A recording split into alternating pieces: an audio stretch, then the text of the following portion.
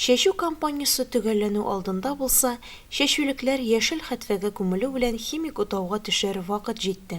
Бу арада яңгырлар булып, көннәр җылы тору аркасында чүп үләннәре тиз арада басты.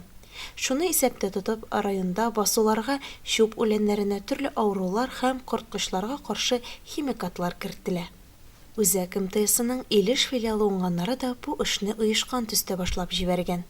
Бүгенге көндә филиалның Үрмәт һәм Ишкар басуларында бодай һәм борчак культуралары Примадонна Грант гербициды белән эшкәртелә.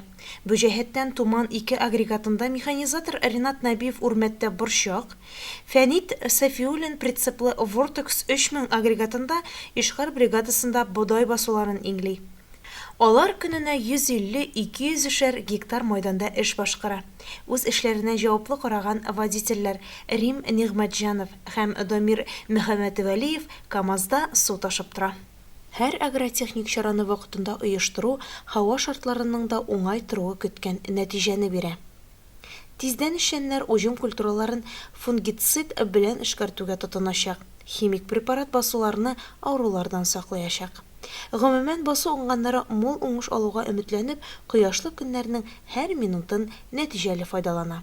Мая гәзитенең махсус хәбәрчесе Гүзәл Фәтхуллина, Луиза Шарафетдинова, Илеш телерадиокомпаниясе.